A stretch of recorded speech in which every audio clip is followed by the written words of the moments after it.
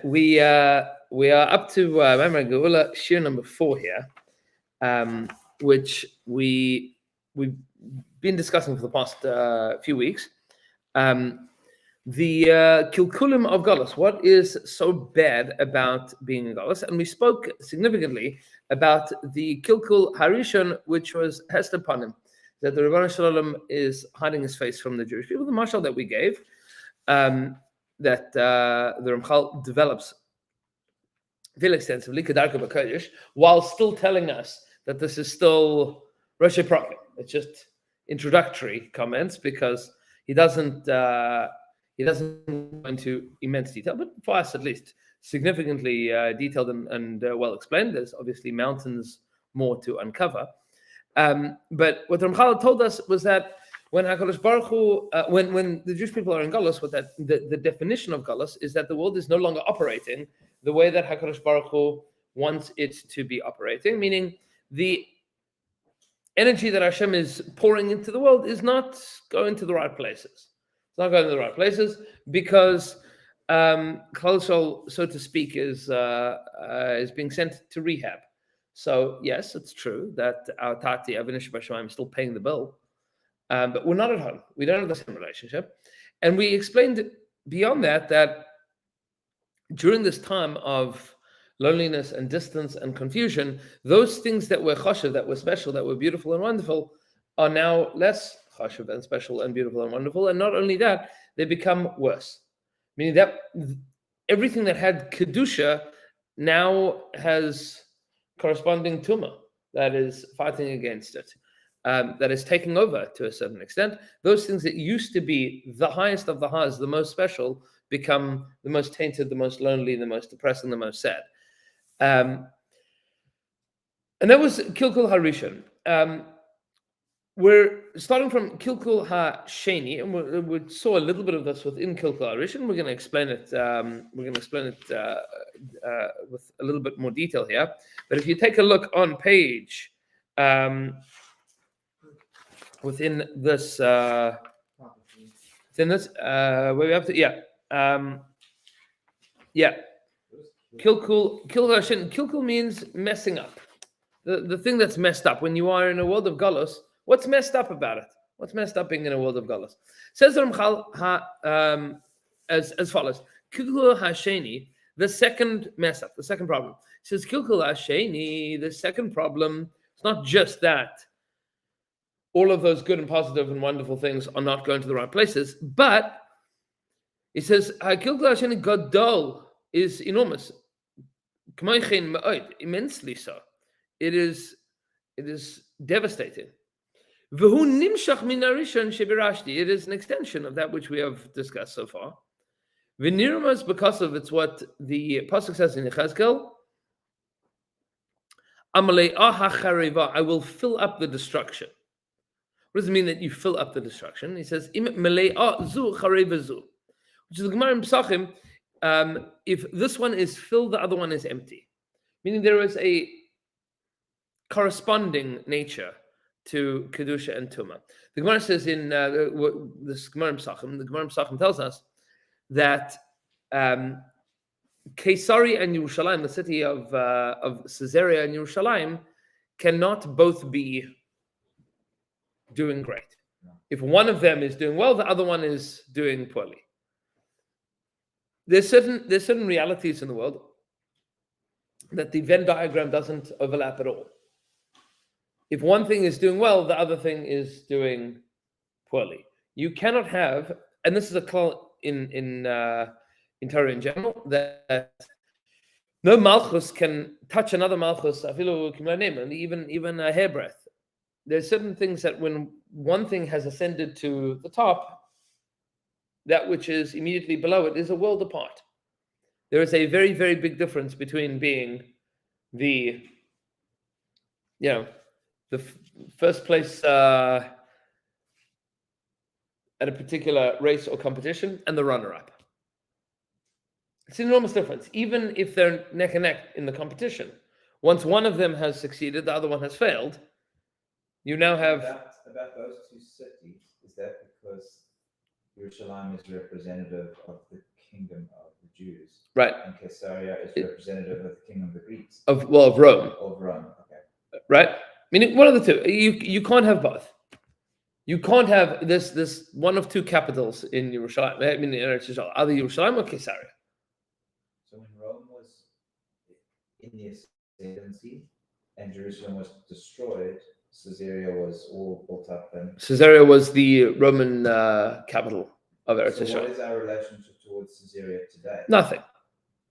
That happened to be the place that Rome established in Eretz Yisrael. But you can't have both. We don't see Caesarea as a bad place. Or... No, nice beach, the aqueduct, right? The Roman aqueduct, fancy architecture there. No, but you can't have both being on top of the world. You talking about like a world order, like? No, I'm talking about the ascendancy of culture, of prominence, In terms of nations. of success and of autonomy and of sovereignty. If one of them is on top, the other one is beneath it. By one of them, you mean like nations or Cultures. So you're like learning one supreme culture, you're saying? Meaning within the same area, yes. In Eretz Yisrael, there's only either Torah is the supreme culture or something else is. Right now, by the way, we are at a stage, if you look at where we're at in Jewish history right now, where it's somewhat of a clash. We're on a collision course, what the supreme culture is in Eretz Yisrael. It's Al-Pi Torah or Al-Pi something else. It's a little unclear, like what the dominant culture is in Eretz Yisrael. Would you say that Jerusalem is in the ascendancy or Caesarea is in the ascendancy? It's hard to say. I mean, I think overwhelmingly we would say that Jerusalem is certainly growing in its popularity. Torah, mitzvahs.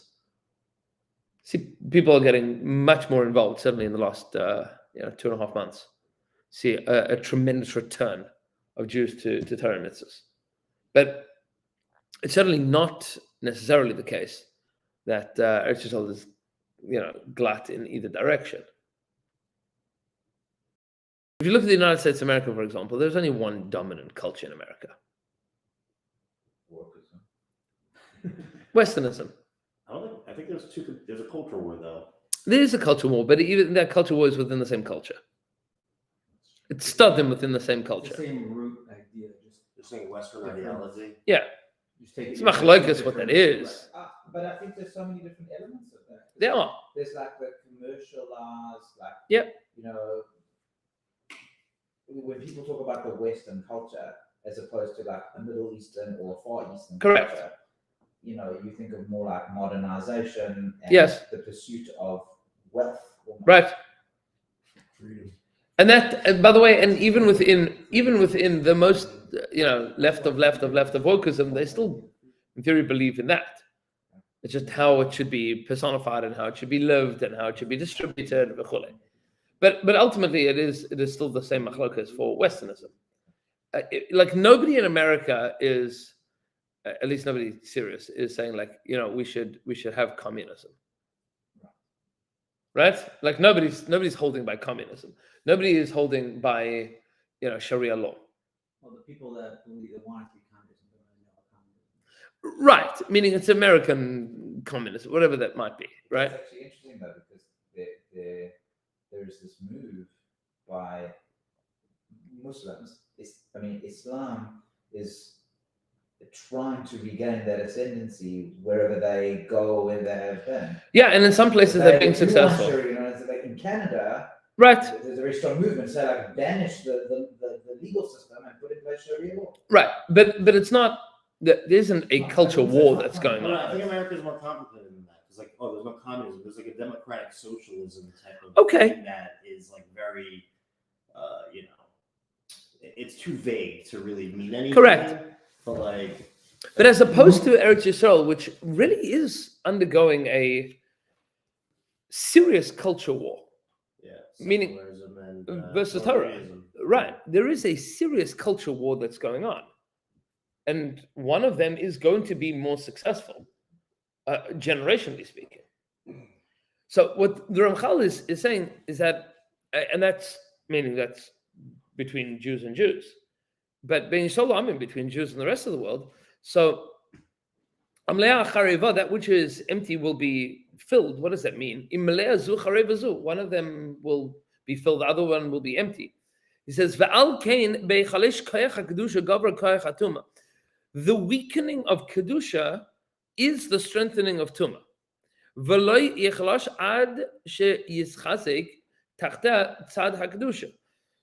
And it will not be weakened until Kedusha is restored. Meaning, Tumah is not weakened unless it is weakened beneath something. Something else needs to ascend. He says, and I'll explain this to you properly.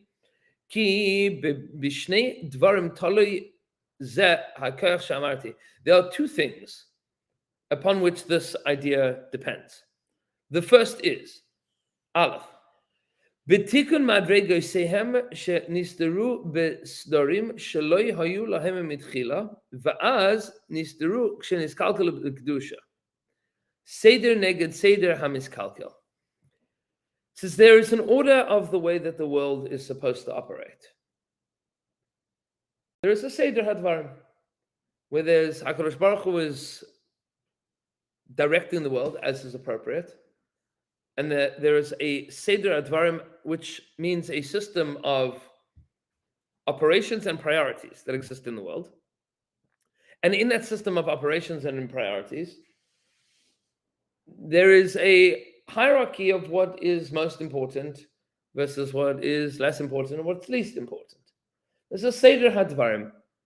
And that Seder Advarim is deeply rooted in the world of Kedusha, in Torah and mitzvahs and Ratzon Hashem. And then Keneged Zeh, there is a contradictory and opposite Seder Hadvarim, which is also a system of hierarchy and priorities and a way of looking at the world, which is in direct competition. And when you don't have this Seder, you have that Seder. You have a different Seder. If you look at the way that the world is looking at even just Eretz Yisrael right now, and it's Milchama, what's going on right now, there is a Seder Hadvarim of Jewish values, which is based in Torah and mitzvahs, that's based in an understanding of goodness and kindness and righteousness and justice. And to us, that's Dvarim Pshutim. It's like so obvious that the just and moral thing to do is to ensure that Hamas can never, ever, ever do this again. That is the appropriate thing, is to eradicate all notions of it from anybody that can do anything, and then to figure out, nobody quite knows how to do this quite yet, and then to figure out how to take whomever and whatever is left over in Gaza and promote a sense of it's not worth your while doing this ever again. Now, by the way, it's kedai to point out that the argument that people like to say against that is, there's no ways that you can kill an idea. You can't kill the idea. So you can kill everybody in Hamas, but you won't be able to kill the idea. It worked before. Japan wanted to kill all of the Americans. And then America dropped an atomic bomb. And then they said, I think we're done with this now. Kacha. They don't want to kill all the Americans anymore. Kacha. They were like, we don't think that it's kedai to do it. Now, was that right? Or was it wrong? Was it moral? Was it immoral? Basically, I'm not here passing judgment on America from 70 years ago. But it's kedai to point out that it is possible to thoroughly and soundly beat something to the point that they don't want to fight again. They realize that that's not in their best interest. Doesn't the Torah bring down that this is going to be continued forever? No. The kind of idea against the Jews? Lav Dafka. No, it doesn't mention about Japan and America. No. Pasha says that at some point we will win conclusively. Before Mashiach? I mean, this is part of the process of Mashiach. We'll see it. Okay. We'll sit inside. But it's kedai to point out that There is a Seder Neged Seder.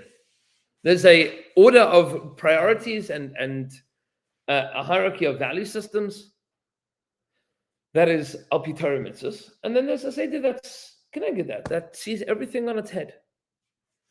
That looks at terrorists and calls them freedom fighters, and looks at murderers and calls them heroes. There's only one thing that everybody, or that all the American news channels are asking to, and I have such a kasha about this. I'm just so confused. The Houthis are rebels. Nobody else are rebels. How come just the Houthis?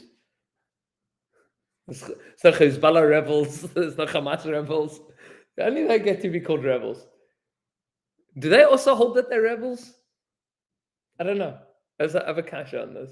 You know what I'm saying? Well, they rebel against the government of Yemen, Okay. whereas Hezbollah is not rebelling against the government of. No, maybe the government of Yemen is rebelling against the Houthis.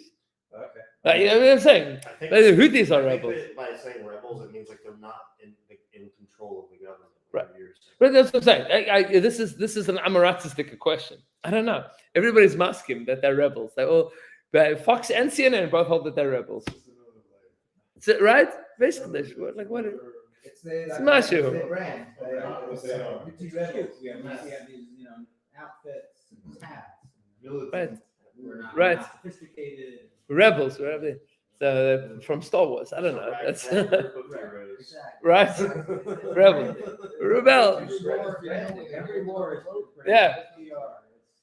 It's like a game. They set it up like that. Yeah, video game. Yeah. Right. That's It was the whole production. Rebels, Cameras, rebels, cameras, yeah. cameras on the boat, yeah. Baruch Hashem. I don't know. It's a Jewish owner, right? Of the rebels? But that's That would be funny. The Jews actually own all the money. There's some Yidden that are doing the production company for the rebels. Yeah. Chas v'shalom. Yeah. Okay, so this. Jews maybe created the saying, it was a joke, the saying from the river to the sea. It's going to be slow to catch on. By the way, there's a Yid in Fairlawn, there's a lawyer in Fairlawn that copyrighted it. You haven't heard people chanting it anymore. But from the river to the sea? Yeah. Yeah, a lawyer in Jersey or something. Lawyer in Fairlawn copyrighted it. If you put it on a t-shirt, he sues you because he now owns that phrase. So, Baruch Hashem. Okay, no. So that's Seder Aleph. Problem number one is Seder Keneged Seder. Is that in Geulah there is a different hierarchy of the way that things operate and the way that people look at the world. Ve'habeis, and the second, Hu bekach shekiblu ba'atzmam mitchila shekiblu oisa beis hachurban va'oid shekama ma'eris min ha'kedusha naflu lamata u'mehem nischazku ba'atzmam gam heim mischazkim. It says at the time of the Churban Abayis, there was this overwhelming hostile takeover of the Kochos of Kedusha by Tumah. There was Tumah that overwhelmed the Kedusha. Like we say in the Chanukah story, V'timun kol hashmanim. They brought this wave of impurity. And there was those Kochos of Tumah that took over, but they also got stronger. So V'alkein nimshach and as a result of that, the weakening of Kedusha and the strengthening of Tumah on a pragmatic and physical and practical, political, economic, militaristic level, the nations of the world gained strength that they didn't have before. Meaning Klal Yisrael fell and the Ummah Olam rose up. That's what happens. So this is the Kilkul Hasheni, the Chizuk Kayach HaTumah, is that when there is a vacuum of Kedusha, there is a growth in Tumah. This is true at every aspect of life. For example, if you have a field, and it is a well-tended field, or a garden, backyard, it's a well-tended backyard, and then you stop taking care of it, what happens to it? Weeds. Right? There are negative things that will grow there, that will try to suffocate and strangle out and destroy the good things that are there. That's just the reality. The natural order. Now, for the weeds, this is not a bad thing. This is wonderful if you're a weed, right? But if your goal is to have seder, so then weeds are the opposite of that. The same thing, by the way, is true of a family. You have a family that takes good care of each other, looking after each other, loving, caring, working on their midos, talking nicely to each other, reaching out, helping. If they stop doing that, what ends up happening? You're going to kill each other. Okay, so there's no absence of energy. Once you take away the positive, it fills with There's something. There's always something. Right? The natural order of the world is that there is an order. It's either there is energy being put in to positivity and growth, or it's taken over by stam. But that also comes with a great koyach of tzmicha, of growth. It grows. Negativity also grows. Right? You allow something to burst forth with negativity. It does. And it doesn't weaken, it continues. Right? You look at like corruption. Whenever there's corruption, it's not like, this shtickle corruption and nobody cares about it, right? It gets bigger, it gets worse. Snowballs. So this is what happens. There's a chizuk koyach atuma. In a world that there's no kedusha that's holding the line, so there's a chizuk koyach atuma. The same thing is true, by the way. A person, could be regularly training, whatever it is, go to the gym, running, eating right, taking good care of themselves. The moment that you stop doing that, you don't just keep those gains; they disappear. Right? Positive, good things need consistent upkeep. That's how it works. You need to be working on these things consistently. There's no such thing as, okay, we've got to click save and it's done now. Unless you keep working on it, it falls apart. And that's the nature of things. Says the Ramchal, the koach of Kedusha, if it isn't present, is taken over, overwhelmed, is those if one is ascending, the other one is descending. That's how it works. You never stay in the same place. This is the Kilkul Hasheni. So the first thing is that HaKadosh Baruch Hu is trying to give good things to the world, and that has been closed off by Galus. We're in rehab. The second is because the Jewish people are in rehab, we're not taking care of our room because we're not there. So what's happening? Cobwebs, spider webs, right? Some homeless guy, moves in and takes over. Weiß ich nicht, right? It's not being well tended to. So things aren't working out well. Kilkul Ashlishi, the third problem of the nature of Galus. What's the third issue, the nature of Galus? So Kilkul Agimel, Kilkul Ashlishi, Oyem V'Neiruhu is awesome and terrible. Sheyotza hashchina v'galsa bein sarei hatuma. Now this is important to understand in general because we speak about the idea of the Shechina in Galus. What does it mean that the Shechina, Hashem's presence, is in Galus? There's a lot to explain about this, but this is based on the pasuk in Dilim. Imay anechi b'tzara. The Rebbeinu Shalom says, "I'm with you when you're in pain." There is a place and a space that the Shechina is supposed to be. And when the Jewish people are in Galus, the Shechina is in Galus with us. We're going to need to explain what that means. It says, "V'kama mini me'oris atzumim v'chazakim yotzu acharav v'nimtzeru biyad haklipos." And this is the idea of klipos that we spoke about a little bit earlier. It says, because the Shechina is in Galus, there are many, many, many things that powerful ideas, thoughts, energy that go into Galus along with the Shechina that are then caught biyad haklipos. We're going to explain what all this means. But on a very, very simplistic and superficial level, it means that there's a lot of goodness, power, positivity, potential and energy that have been taken over, that have been taken into captivity.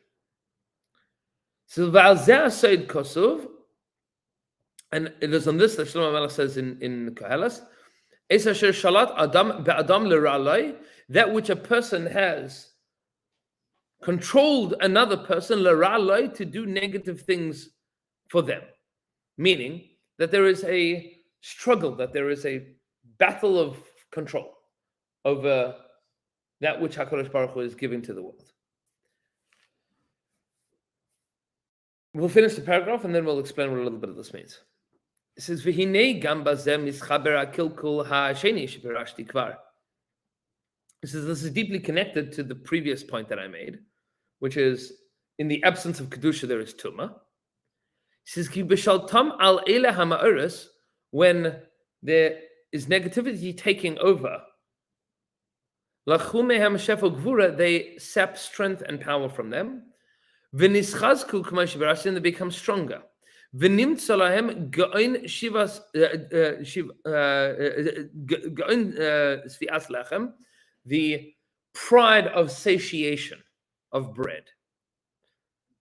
It says, Al kain amru yadeinu rama, our hand has ascended. Vavadim mispartzim lifnei adonehem, and servants are glorifying themselves in front of their masters. V'chein kasav, in the pasuk therefore says, Ra'isi avadim rechvim al susim v'chulei, I see slaves riding on horses. To explain this, let's go back to the mashal of the garden for a second. When weeds take over a garden, a few things happen. Thing number one that happens is the garden looks different, right? It doesn't look the same Seder. You have a beautiful field that's growing delicious food. Once weeds take over, it doesn't grow the same way. But there's something else that happens, and that is a fundamental change in not just the growth, but the capacity for growth. Because weeds steal nutrients. They sap the soil. They take it away from the plants that would be able to grow there. The longer that they're there, the harder it becomes for the crop to grow. So that saps it away. Which means that if you want to still grow anything there, there is more and more and more work that is required to grow less and less and less and less. Because now there's a battle, there's a tussle, there's a tug of war that's going on between like the grain and the weeds, between the legitimate ideal produce of this field, of the garden, and the weeds that are stealing from it. You use the same energy source. Right. It's the same nutrients, it's the same food. They're out competing. So in order to grow more, to achieve any level of growth, you have to put more and more energy into it. And that becomes exhausting and tiring. And that's the idea of Shechina Begalusa, is that the presence of the Rebbe Hashem, meaning that Shefa, that goodness that Hashem wants to give, is deeply minimized by this preponderancy of negative energy sapping away the same nutrients. It means that there should be ideally a snowball effect of growth and positivity. That positivity should be exponential. That you, strictly speaking, you tend your field, you grow, 100 bushels of wheat. You then save 50% of that during the winter for seed, and now you can plow another field and plant another field. And now instead of having one field, you have two fields. And now you have more growth and more positivity and more wealth and more to be able to share and more economic and financial success. Now you can give more, and you can do more, and you can build more, and you can grow more. But if the one field that you have is embattled by weeds, so that's avadim rechlim al susim. That's the slave is riding on the horse. You can't grow anything. Meaning just the turnover, the 1-to-1 ratio becomes very difficult. It's one step forward, two back. Right. Always. Always. And you see, this has been the nature of Klal Yisrael throughout Galus. We just don't progress. Like, the best that you can do is replacement. Generation after generation after generation after generation is stem to the best of our possibilities and capacities to try to stem the destruction. Survival, tread water. That's it. But the best you can do is survive and tread water. You can't possibly thrive and actually cover ground and progress. And grow. Growth becomes impossible. That's called Shechina Begalusa. Also, I mean, you can just see that even quantitatively. Just look at the number of Jews that have. Right. We never jump up to 50 million Jews in the world. Never. Right. We like start to get. We like start increasing in numbers, and then it goes down, it goes a little bit up, a little bit down, and it just sort of stagnates. Right. We've We've- stagnated around 15 million Jews in the world for the last 120 years. Right. I mean, the Holocaust, knocked out somewhere between 6 and 9 million. And we back. And then now we're back to almost pre-Holocaust levels. Yeah. Almost. Not even quite. Not even quite. There's an astounding statistic that's worth knowing, which is that the Romans kept good censuses meaning during Roman occupation of Judea 2,000 years ago. In between the 1st and 2nd century, basically, 100 years around the time of the Khurban, the Romans counted in the Roman Empire that there were about 8 million Jews in the Roman Empire. By the end of the 2nd century, we were down from 8 million to 3 million. And 5 million Jews were killed in that 100 years. But imagine what a huge percentage of the world, 8 million people. 8 million people 2,000 years ago. Right, that might have been 10% of the world. Might have been a third of the world. Right. Third of the Roman Empire. Who might have been Killed or Jews. assimilated? Say what? Killed or assimilated? Killed. Okay. Killed, murdered, massacred. Yeah, the Romans didn't allow you to assimilate. There were 1 million Jews in Alexandria that were destroyed by the Romans. 1 million Jews in one city. Can you imagine 1 million Jews? When they destroyed Alexandria, 1 million Jews murdered. Imagine 1 million Jews 2,000 years ago. What would have... You know what I'm saying? Jewish population, that's Galus. Galus means you don't grow. You just recycle. It's just like you struggle to get off your feet. This is what it means. Shechina begalus is that Hashem's presence is in Galus. There is no growth. There is just maintaining and sustaining, and it doesn't take another step.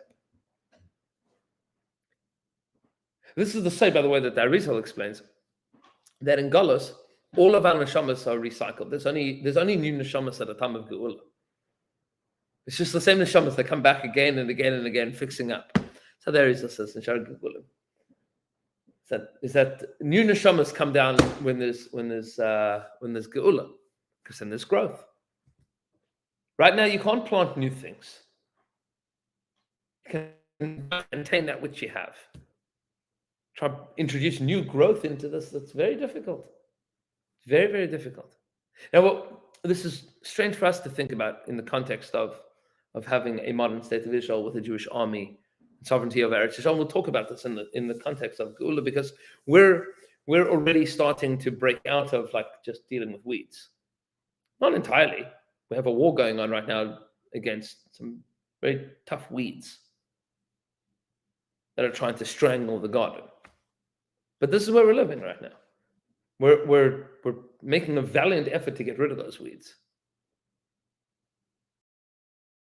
But I'm saying even for the last 20 years, they've been talking about every few years Israel goes into Gaza and has to like deal with a little bit. They called it mowing the grass.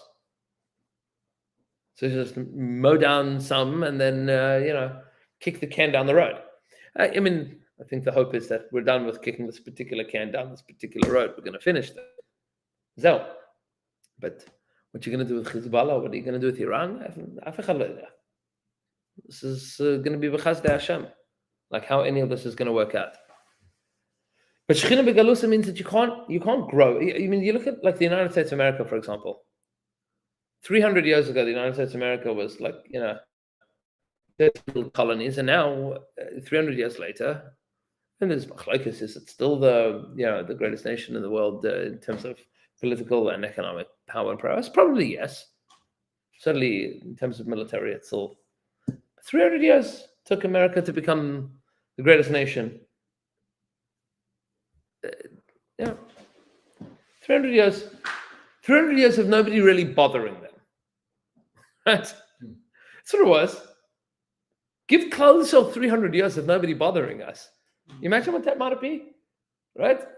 Give it 50 years of like no one bothering the Jewish people. 2 generations of no war, not even a threat of war. It's just a shtickle. Imagine what that might be. Just like leave him alone for like a minute. For a minute. What might that look like? Shechina B'Golus means that the presence of Hashem is tending the garden in absentia. Hashem's presence isn't felt, it's just replacement. It doesn't feel like there's somebody tending the garden. It feels like there's somebody that, coming in once every 6 months and pulling out a couple weeds and hoping for the best. Now, that's not the amkus of Shechina B'Galusa, but on our level, this is simply what it means. And we don't feel that Hashem's presence that He's giving to us is felt on an appreciable level. But let's take a look at the Kilkul Haravi, which is the last piece of this of Perek Beis, and this is connected to wrap up so that we get the full picture. This is Kilkul Haravi, the 4th Kilkul. Who is that the Jewish people are downtrodden with tremendous pain and distress. And there are all these new decrees against us all the time.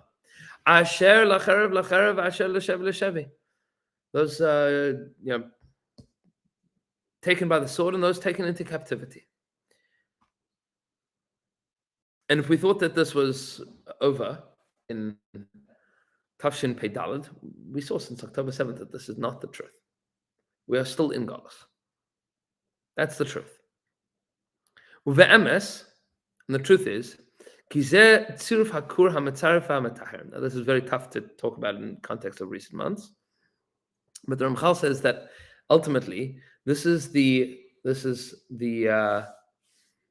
fire that clarifies and purifies, that removes the dross from the metal. To be mitzarif kesef means that you have metal that needs to be smelted and burns off all of the impurities. And the pain that Klal Yisrael goes through is a cleaning off of impurities. Now, that's not to say Chalila, that anybody that has been killed or hurt, injured, taken into captivity, that person is an impurity. Chas v'shalom. But the pain that Klal Yisrael feels is that fire.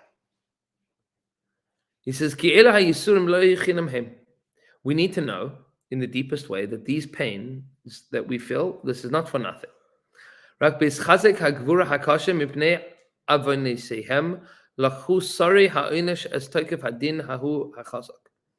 says, as a result of the overwhelming power of the of gvura, of judgment and of din, as a result of our failures and flaws on personal levels and on national levels, the Saria Onish, those ministers that exact justice, judgment, and pain in the world, do what they do.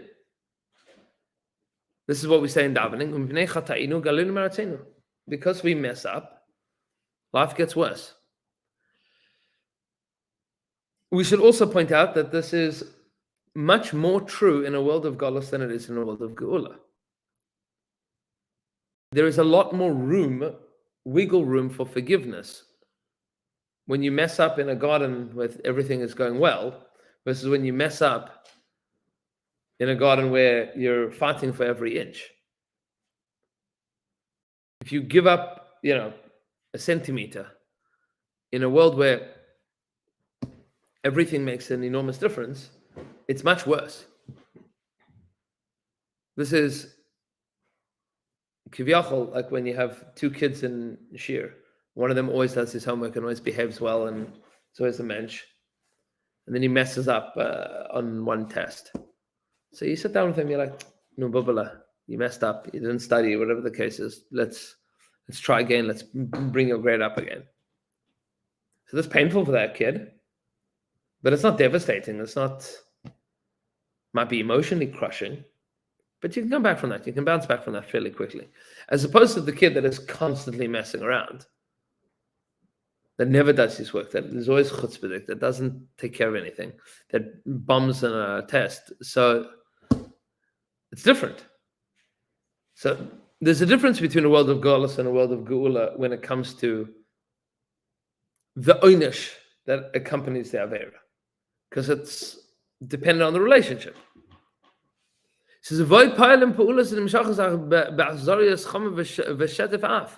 There is this flood of cruelty and anger, things that we experienced on October 7th, a flood of cruelty and anger.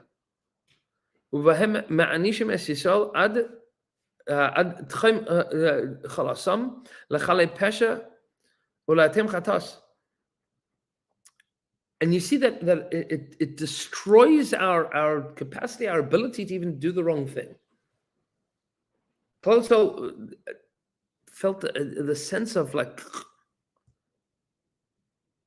we need to return to the Rebbeinu Shalom. We need to do something. So for you, and as a result of all of this pain, the Jewish people are left purified of all tumah. We clean ourselves up. We clean up our act. And this is painful, and it's not ideal, and it's not the way that it should be. But that's the reality. And the Ramchal says this is one of the kilkulim of Galus, is that our mistakes come with pain, as opposed to with like a little bit of wiggle room and leeway and forgiveness. In a world where everything is so tense and so broken, everything becomes an issue. It's like kiviyachol, when you have a husband and wife that are getting along, everything is going well. So fine. Make a mistake, you made a mistake. Okay. Did you take out the trash? Oh yeah, I forgot to take out the trash. Right, when you get home, take out the trash. As opposed to you have a husband and wife that are a little bit rocky, things haven't been going so well. He forgets to take out the trash. Oy vavoy. Oy vavoy. Right? And I can't believe it. Oy vavoy, because now this becomes a pattern. Now this is indicative. Now this is, you mamish don't care. You mamish don't care. How much more? How much more do I need to say? How much more do I need to...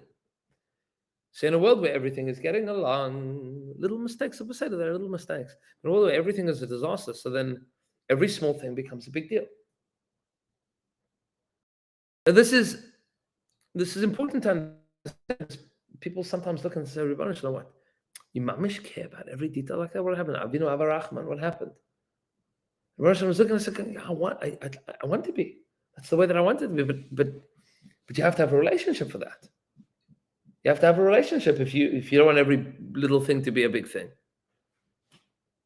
I want to forgive everything, right? but it's hard. How do you forgive everything when that's totally taking advantage? Now, again, I'm not judge and jury, and certainly not advocate for HaKadosh Baruch Hu can stand on his own 2 feet, anthropomorphically, right? Rambam will get a split. Okay, but he can advocate for himself. But it's good to understand that in a world of good relationships, small problems aren't big deals. In a world of bad relationships, broken relationships, small mistakes are enormous deals. It's indicative of pattern and desire and will or lack thereof. She says, once all of these things come about, it says, "V'lo yeh oid pischon peh el kol mekatrigim aleim ki em lachu chelkam lemala lemata." So when the Jewish people suffer, so all of the accusations against us do fall away, ultimately. All of the accusations fall away. Vis nefesh yishol inu belachatz asher lachtzum vis mechiasam lachu lahem, and the pain that we have suffered as a result of all of the accusations against us, those accusations, they take their piece and off they go. Lemashal, you have a parent that keeps on telling his child, like, stop playing in the street. Stop playing in the street. It's dangerous. Stop playing in the street. Every time the parent turns his back, the kid's like bouncing the ball playing in the street. You say, "Kids, stop playing in the street because I don't want you to get hit by a car. I love you. I care about you. You're going to get hit by a car. You keep on doing this. You're going to get hit by a car." Kids bouncing, playing in the street. All of a sudden, a car comes zooming around. The kid dives out the way. Near miss, bangs his head, scrapes himself up, crying. Parent's going to go and say, "Told you so?" No, chas v'shalom. At that point in time, the parent picks up the child and gives him a hug and says, "Bubbly, you with me? We're not going to play in the street anymore?" "Yes, stop playing in the street." That's the tachlis of the Yisurim, says the Ramchal. Yisrael, stop playing in the street. Baruch Hashem is looking at us like, I don't want to have this conversation with you. I'd rather that we get to play inside, on the driveway, on the basketball court. And then I can play with you, and then we can have a great game, and then we can build a deeper relationship. But if our whole relationship is about me fighting with you not to play in the street, so then we're never going to get to that point. So the Yisurim, and this is the kilkul, is that you need Yisurim in order to redevelop relationships. It's only when you hit rock bottom that people try to climb back up again. He says, and that's a kilkul, that's a terrible truth. That's not the way it's supposed to be. He says, "Va'ani eni marich ata levarei ela inyanim." He says, I'm not going to speak more about all of these inyanim. He says, "Ki ber rachov hayatzarich lahem harbe," because then I would need to write a lot. Al kein ani halech biktsara. I'm going to walk quickly. Versham divrei hachachma lemevinim. I said, I'll write down words of wisdom for those that understand. Lechadesh lem chachma niflag asher chanani alekim. And to be mechadish with chachma, as the Rebbeinu Shalom has given me the ability to do it. He says, I'm going to give you the... Say what? He was very humble. He was very honest. He's honest, yeah. He's honest. Because he knows how much he knows, and he knows how much he's writing. He says, I want you to know that there's a lot more here, and I'm not going to give it all to you. You'll understand if you understand. He knows how little he's sharing with us. Right? He says, I was given the ability to do this. I'm going to do it. In your motto, Yeah. what is the equivalent of us playing in the street and doing the wrong thing? What is it? Not Torah and mitzvahs. And Baruch Hu gave us Torah and mitzvahs. Tells us all the right things and all the wrong But things. then we go down the slippery slope of bad things happen to the Jews because we weren't from enough. No. Chas v'shalom, it's got nothing to do with frumkat. I'm saying It's got to do with Avos Yisrael. And Torah and mitzvahs. Frumkat is irrelevant. okay, so I'm using it. I know. It glibly, but I'm saying there wasn't enough observance of Torah and mitzvot, and therefore bad things that historically have happened to the Jews and continue to happen to the Jews. It's not a question so much of the technicality of Torah mitzvahs.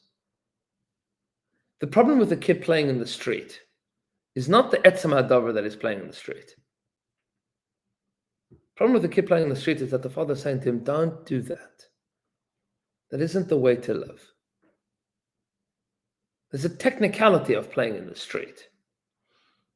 But beneath that is the lack of relationship between child and father. And that's the Yisod Hadavar here.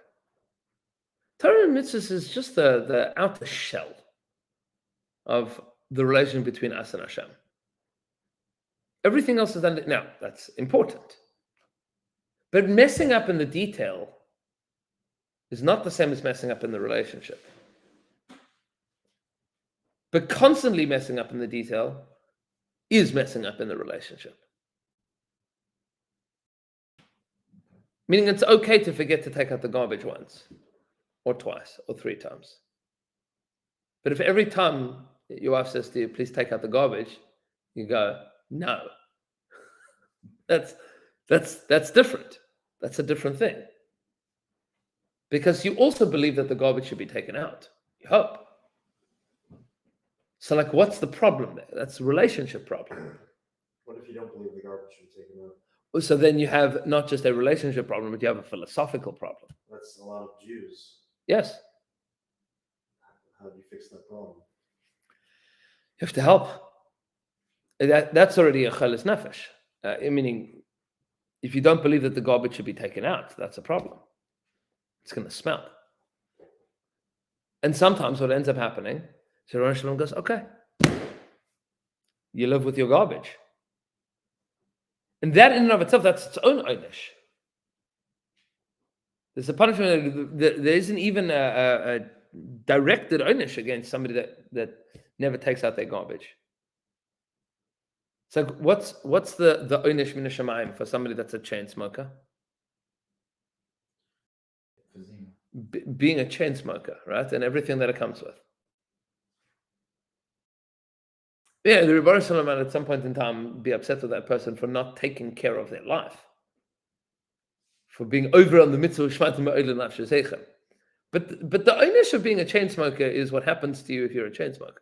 It's like a natural negative reaction that happens. Right. This when It's like what Dennis Prager says. It's like what's the punishment for not keeping Shabbos? You don't keep a Shabbos. right. It's a Shabbos. So that's for sure true. But there's another piece of meaning when it comes to those mitzvahs that are bedafka relation between us and Hashem, is that you don't build a relationship with Hashem. And he looks at you and goes, but I don't understand. Why don't you want to have a relationship with me? And then there's a kitrug, there's an accusation against a Jew that HaKadosh Baruch Hu says, yeah, okay, Beseda, I gave you enough parnasa that you can certainly live without, like, you don't have the Yetzer Hara to work on Shabbos because you're starving. There have been times that Jews mamish had the Yetzer Hara because they were starving. That's not out there.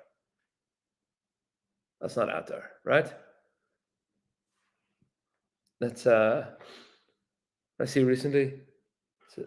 It's a tremendous statistic, but it's a reality that there are more poor people suffering from obesity than starvation. It's a bizarre reality, right? Meaning nobody here has to work on Shabbos because they're going to die. They're going to starve. Nobody's going to starve if they don't work on Shabbos. Rosh Hashanah goes, I understand. You don't have to work on Shabbos. I gave you everything that you need to not work on Shabbos. So what are you doing on Shabbos? What's your Shabbos going to look like? And a Jew that says, no, I don't care about Shabbos, even I should, and I could, and I would, and I believe that it's correct, or I don't, but I'm not going to keep Shabbos. There's a kitrug, there's an accusation there. But you could keep Shabbos. What's holding you back? What's holding you back from it? So then there's a kitrug. I gave you the ability to do this without any problems. Why don't you do it? Gave you the capacity to do it. Lama lo? Why don't you do it? I gave you the capacity to eat kosher food. You're living in a world where you can afford it. Okay, it's pricey, but you can afford it, and it's available, and it's delicious, and it's healthy. Why don't you eat kosher food? The only kosher, why not? Lama. So, there'd be problems, there'd be an inability, there'd be okay. But HaKadosh says, I gave you the ability to. So there's a kitrug, there's an accusation. If you can and you choose not to, it's not even as if there's a Yetzer Hara so much. Just don't care. So the Russian was looking at us and goes, well, you mamish don't care? What do you mean you don't care? How could it be that a Jew doesn't care? Okay, you weren't educated. You didn't know. You didn't have, Tinuk Shinish. Okay. But you know a shtickle. So the Russian was looking at us and going, why? What else do you need for you to keep this mitzvah? Not because of the frumkat of it, but because this is good for you and this is right for you. And that's part of our relationship, what it means to be an Am HaNivchar and a Goy Kadosh, and to be part of this thing, the greatest experiment ever conducted called the Jewish people. The experiment that HaKadosh Baruch Hu started with Avram Avinu, can we save humanity with a grassroots movement of people that care? And you're part of it. Why don't you care? That's the kitzur. That's the accusation. Well, why don't you care? And so the Ramchal says it like this. He says, "Varekan kalalti kol kilkulei agalos bedal rashim nerem v'ayum." He says, "I've summarized what's wrong with Galus. What's the problem with being in Galus? This is how we started 4 weeks ago. Like, what's the problem in being in Galus? What, that we don't have our homeland? That we're exiled? That we live in Boca instead of Baka? Right? What's the problem of being in Galus?" He says there's 4 major issues. And for anybody that understands, you'll know that there are so many issues that come as a result of this thing called Galus. And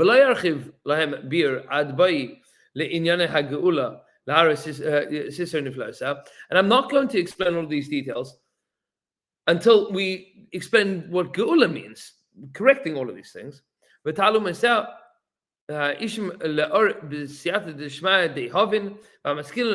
you'll understand as we go along.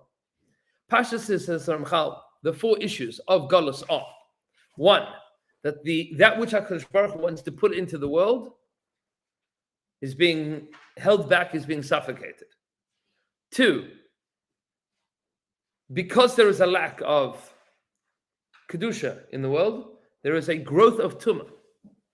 3, because there is a growth of Tumah, there is a deep complication in any kind of attempt at growth. It just becomes harder and harder and harder. And 4, Kol shall suffer as a result of any small infraction. This is called Galus. It is a world which, to sum up very, very holistically, it's a world in which the relationship between Klal Yisrael and the Rebbeinu Shalom is totally broken. We are in rehab, the bills are being paid, but the relationship is absent. Growth is very difficult. Pain is continuous and regular. And taking steps forward become painfully difficult. That's called Galus. And then the question arises, well, how do we get out of that? How do we break the cycle? How do we escape this? How do we build ourselves into a world where we once again have the capacity to grow, the capacity to build a relationship? And deeply, the question arises, is this something that can be done by us? Or is this something that only the Rebbeinu Shalom can do for us? Or is there some kind of collaboration? Is there some kind of like, we do something and then Hashem does something, or Hashem does something and then we do something? How does all of this work? That and more by Hashem Yisbarach to be continued next week. As we get into the Shlavei HaGeulah, the steps from Galus to Geulah, as we'll see, the map of it has already been laid out. Step by step, the map of it has already been laid out, and we will begin traveling next week. Thank you, those online, for joining us.